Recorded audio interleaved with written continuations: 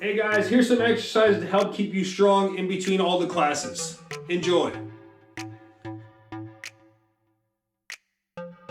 First exercise is going to be the hip escape. Something that you guys are always going to do on your first day of class and every class thereafter. This hip escape I'm going to show you guys is a drill you can do in place. Okay, anywhere in the house, find a little area. Both feet planted on the ground. I want my feet to stay connected to the mat at all times. Elbows in tight, like I'm holding an imaginary ball here, like a volleyball or a basketball, okay? Now, what I'm gonna look to do is to bridge up onto one of my shoulders. I'm not bridging straight like this, I'm bridging up onto one of my shoulders. So I bridge up onto my shoulder like this. Keep my feet connected to the ground. My hips go out this way. Hip touches the ground. Now what I'm gonna do is I'm gonna pull myself back to the center. Bridge up over my opposite shoulder, lifting my hips. Hips out, reaching down to my toes. Pull myself back to center. Up over my shoulder, hips out, down to my toes. Back to center. Looks like this.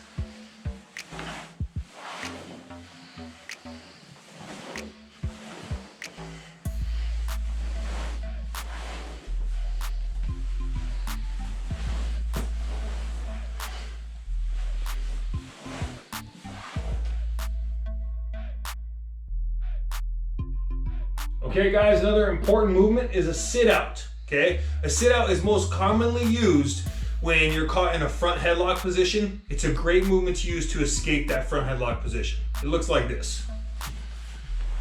I'm on all fours, hands and feet, knees off of the mat. I keep one hand posted. Start with my right hand posted. I'm gonna keep my opposite foot posted. So right hand, left foot. I turn and look to my left. My left hand comes up to my chest. My right leg extends through. I'm trying to keep my foot in the air and my hip off the mat. If I need to, I can do this. This is okay. Then I come right back to center and I do the other side. Lift my right hand, extend the left leg, and back. Once again, lift my hand, turn, sit out. Looks like this.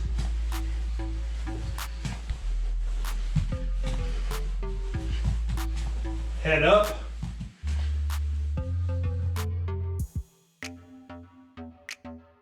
Now we're going to talk about strengthening your neck. We have an ongoing phrase we use, which is big neck. Okay, big neck. It's kind of a joking phrase, but what we mean by that is big neck, strong neck, hard to choke. Okay? This is one of the ways you can develop your neck. Laying on my back here. If I have a gi on or a sweatshirt, don't need one, but I can hold my collars like this, okay? Otherwise, just hands on the mat. I'm gonna lift my head off of the ground. I don't want my head resting. I want my neck carrying the weight of my head the entire time. So all we're gonna do is yeses and nos. So it looks like this. I'm gonna extend my head all the way back, tap it to the ground, not rest it, and then bring my chin all the way to my chest. So it looks like this. 1, 2, 3, 4, 5, 6, 7, 8, 9, 10, 11, 12, 13, 14, 15. Okay, you guys can do as many as you like. Usually anywhere between 20 and 30 is a great number, okay? Now what I'm gonna do is I'm gonna look to my left and then back to center, okay? So this is where the no comes into play, okay? So I'm gonna look to my left, 1, 2, 3, 4, 5, 6, 7, 8, 9, 10, 11, 12, 13, 14, 15. Now I'm gonna look to my right. 1, 2, 3, 4, 5, 6, 7, 8, 9, 10, 11. Now we're gonna talk about the triangle drill. Okay, triangle choke is a very common submission.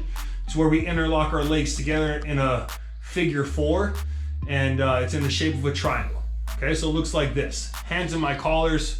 I bring my legs up. I'm gonna lock one foot behind the opposite knee or underneath the opposite knee. Now, we'll refer to this as my secondary leg. The top leg's gonna be the secondary. I want to make sure that my foot on my secondary leg locks lower than my knee. I do not want to be like this. My foot needs to lock all the way down, okay? Then I open up and I switch to the other side. I want to make sure it's just my ankle and foot. I'm not doing this. Just my ankle and foot underneath my knee, lock all the way down. So up, close, up, close, up, close. Looks like this.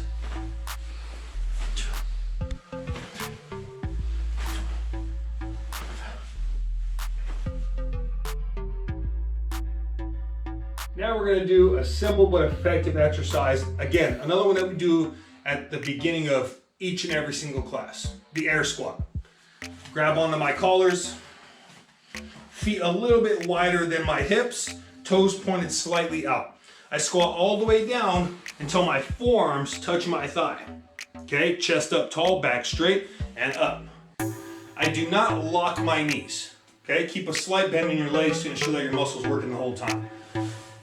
1, 2, 3, 4, 5, 6, 7, 8, 9, 10, 11, 12, 13, 14, 15. Make sure you guys do somewhere between 20 and 30 of those to ensure a good workout.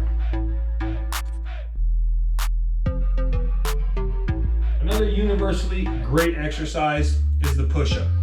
Myself personally, I try to do as many push-ups as I can, as many times, as many days out of the week as I can. It's just a great all-around exercise. So, a couple of little details here. The more narrow my hands are, meaning the closer they are together, the more of the back of my arm, my tricep, it's going to work, okay? So remember that, the closer your hands are together, the more of your tricep, the back of your arm, it's going to work. So I want to go about a neutral, okay, just outside of my shoulder width. All right, this is going to allow me to really get triceps and chest involved. If I go really wide like this, it's going to be mostly focused on my shoulders. So we'll find a nice neutral position here in the middle. Up onto my toes. I want my hands directly below my shoulder, okay? Directly below my shoulder. So weight forward, onto my toes. All the way down, chest to the mat, and back up. Again, not locking my arms. Just like with the squat, we do not want to lock the joint. I want the muscle working the whole time. Down, up, down, up, down, up. Just like this. Keep your back nice and straight.